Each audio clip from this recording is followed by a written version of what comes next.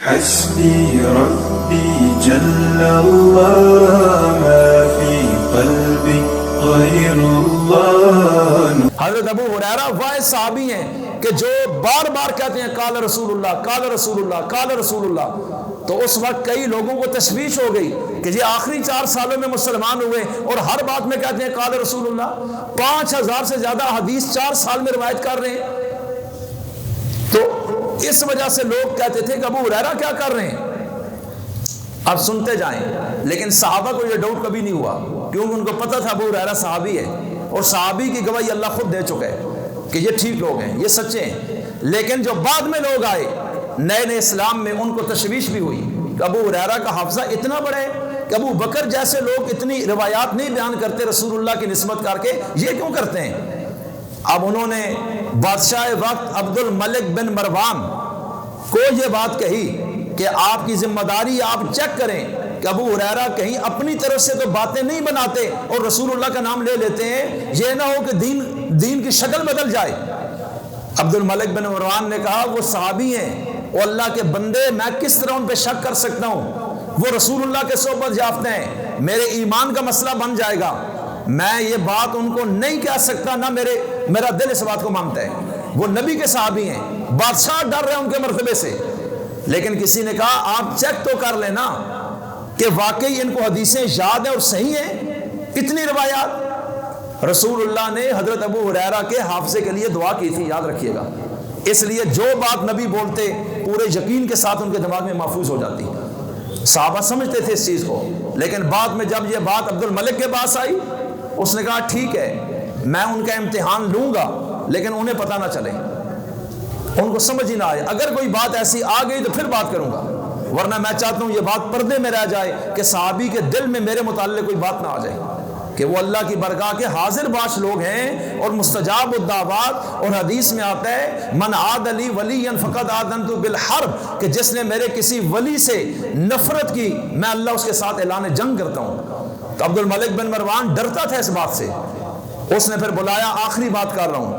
عبد الملک بن مروان نے حضرت ابو ہریرہ کے سامنے اپنا پیغام بھیجا بڑی محبت کے ساتھ۔ اس نے کہا حضرت میرے ہاں آپ نے فلاں دن دعوت قبول کرنی ہے، کھانا میرے پاس کھانا ہے، میری بہت خواہش ہے آپ سے ملنے کی، آپ رسول اللہ کے صحابی ہیں۔ حضرت ابو ہریرہ نے دعوت قبول کر لی۔ آپ جب تشریف لائے، بادشاہ نے بڑے اعزاز کے ساتھ صحابی رسول کو وصول کیا، بڑی عزت سے لایا، اپنے تخت پر بٹھا دیا۔ پیچھے ایک پردہ تھا، اور کھانا جب کھا لیا، پردے کے پیچھے ایک تیز ترین لکھنے والا منشی بٹھایا، بالکل پردے کے پیچھے۔ حضرت ابو ہریرہ کو نہیں پتا تھا۔ کھانا کھانے کے بعد عبد الملک نے کہا کہ 100 حدیثیں ایسی سنا دیں جو آپ نے خود رسول اللہ سے سنی ہیں۔ حضرت ابو ہریرہ نے 100 حدیثیں بیان کر دیں، وہ تو سمندر تھا حدیثوں کا، اور پیچھے منشی لکھ رہے، ان کو نہیں پتا۔ کھانا کھانے کے بعد چلے گئے، رخصتی ہو گئی، اس نے ہدیے دیے، دعائیں لیں، واپس۔ 1 سال بعد عبد الملک بن مروان نے پھر پیغام بھیجا کہ حضرت بادشاہ وقت کی دعوت قبول کریں۔ صحابی نے کہا ٹھیک ہے۔ اس ٹائم بادشاہ بھی علماء اولیاء کی بڑا ادب کرتے تھے، اس لیے یہ ان کے ہاں جانا عیب نہیں سمجھتے تھے۔ جب وہ ایسے ہو گئے تو پھر علماء بھی پیچھے ہٹ گئے۔ تو میں عرض یہ کرتا ہوں، حضرت ابو ہریرہ تشریف لائے، 1 سال بعد شاہی دربار میں بیٹھے اور کھانا کھایا۔ اس کے بعد اس نے کہا حضرت پچھلے سال جو 100 حدیثیں سنائی تھیں اگر وہی دوبارہ سنا دیں تو مہربانی ہوگی۔ اب ابو ہریرہ تو ہر وقت ہی قال رسول اللہ کہتے، ان کو کوئی پتا تھا اگلے سال مجھے دوبارہ بلائے گا اور وہی سنے گا، یہ تو انسان کو یاد نہیں ہوتا۔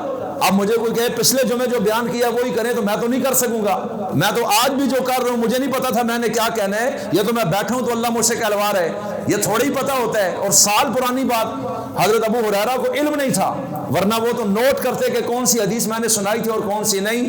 لیکن جب اس نے کہا پچھلے سال والی جو حدیث آپ نے سنائی ہیں اگر وہی ذرا سنائیں ایمان تازہ ہو جائے گا، منشی کو کہا وہ تو پیچھے لکھتے رہنا، الگ صفحے پر وہ 100 لکھی، آج یہ بھی لکھنا۔ اس کا ذہن یہ ساتھ سنا کے چلے جائیں گے، پچھلے سال اور یہ والی چیک کریں گے، اگر فرق آیا تو پھر میں ان سے بات کروں گا، اگر نہیں آیا تو مسئلہ بھی حل ہو جائے گا اور یقین بھی پورا سب کو ہو جائے گا۔ اب جب یہ کھانا کھا کے نکلے، منشی کو بلایا، ادھر آؤ، پچھلے سال والی اور اس سال والی رجسٹر لے آؤ۔ اب جب کھولی، تاریخ میں واقعہ آج بھی لکھا ہے بادشاہ سر پکڑ کے بیٹھ گیا.